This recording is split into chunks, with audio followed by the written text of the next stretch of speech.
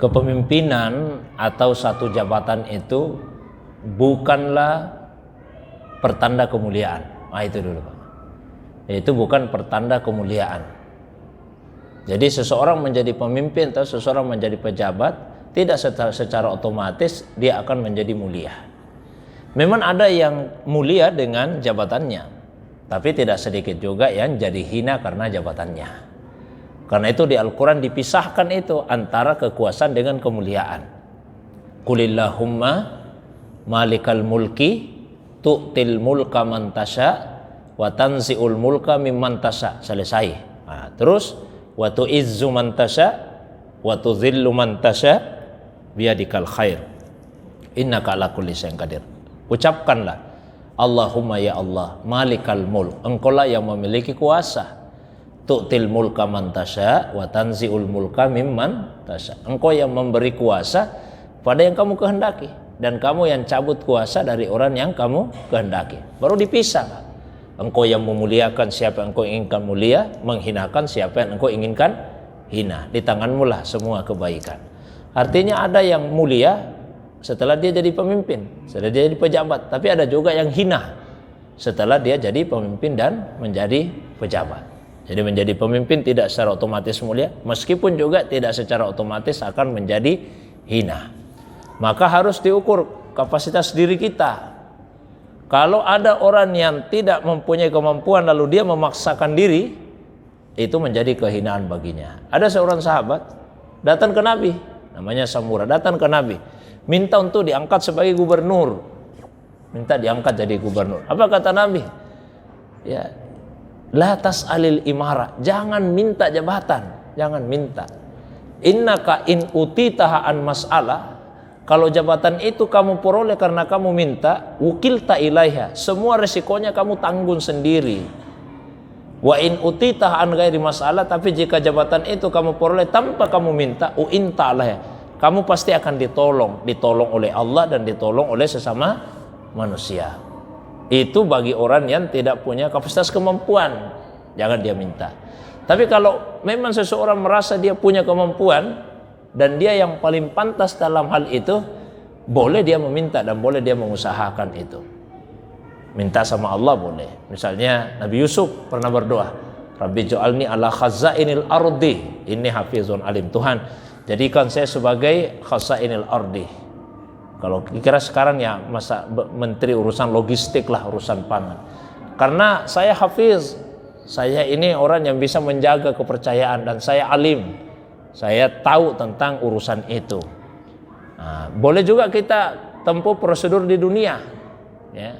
Sekali lagi kalau memang punya kemampuan dan merasa kayaknya saya lebih tepat ini bandingkan dengan yang lain-lainnya. Karena di hadis disebutkan man talaba qada al muslimin, barang siapa yang meminta untuk menjadi qadi, menjadi pemutus perkara di antara kaum muslimin, summa yanalahu, lalu dia dapat jabatan itu. Faghalaba adluhu jawrahu, keadilannya mengalahkan kezaliman, artinya dia adil, falahul jannah, baginya surga. Tapi apabila ghalaba jawruhu adla, kezalimannya mengalahkan keadilan, maka fa'alaihin nar, tempatnya adalah neraka. Jadi hukum asalnya meminta jabatan itu tidak disukai, kecuali bagi orang yang punya kemampuan, ya silahkan. Tapi niat yang baik tidak cukup, harus ditempuh dengan cara yang baik juga. Jadi sudah niatnya baik, caranya juga harus baik. Jangan dengan cara menyogok. Ya, termasuk menyogok itu kalau misalnya kita membagi-bagikan misalnya istilahnya sekarang itu muni politik ya. Itu sogokan sebetulnya itu riswah. Ya, kita diajari lagi, diajari salah-salah, biasa mengatakan ambil saja uangnya, jangan pilih orangnya. Oh itu salah Pak, dosanya 2 malah. Ya, dosanya 2. Kenapa? Karena sudah mau disogok, yang kedua sudah berdusta. Kan kita berdusta memberi kesan, oh iya nanti saya pilih, padahal tidak. Ya, kalau kita terima uangnya, orangnya dipilih, ya paling dosanya 1 kan, dosa menerima sogokan, tapi tidak berdusta. Tapi jangan juga itu yang ditempuh. Jadi yang baiknya bagaimana? Jangan terima uangnya, jangan juga pilih orangnya. Itu kalau dengan cara mau disogok. Kecuali kalau orang yang memang selama ini sudah terbiasa memberi, bukan karena mau caleg saja baru dia memberi. Kalau ada orang Pak nanti dia caleg baru datang ke masjid mau nyumbang, itu sogokan. Kecuali kalau sebelumnya pun dia sudah rutin dia menyumbang ke masjid, bukan hanya pada saat ini. Kalau ada yang nanti setelah dia caleg baru dia bagi-bagi seragam ke majelis taklim, itu sogokan itu.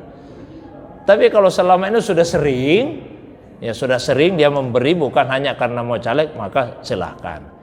Ya, pernah ibu-ibu majelis, bagaimana Ustaz karena sudah terlanjur diterima ini jilbabnya seragam, silahkan kembalikan saja. Jadi seperti itu Pak ya. Hukum asalnya tidak disukai kecuali bagi orang yang betul-betul punya kemampuan di situ. Karena kalau orang yang punya kemampuan, orang yang baik juga tidak mau mencalonkan diri, nanti yang mengisi orang-orang yang tidak baik. Nah, tugas kita juga mendorong orang yang punya kemampuan maju saja. Kalau orang punya kemampuan dan orangnya baik, ya saya juga punya beberapa teman itu. Saya bilang silahkan maju, tidak usah kasih apa-apa. Nanti kita bantu insya Allah. Kalau orangnya baik, ya sudah baik, punya kapasitas dalam hal tersebut. Tidak usah malah berapa saja kalau 500.000, ya untuk 5 tahun kemudian merugikan rakyat, merugikan masyarakat. Itu Pak ya, baik itu untuk caleg maupun untuk presiden, masuk juga nanti mungkin gubernur, wali kota dan sebagainya. Jadi selalulah memilih karena pertimbangan mana yang lebih mendatangkan maslahat untuk agama, untuk umat, untuk rakyat. Saya kira itu. Wallahu a'lam.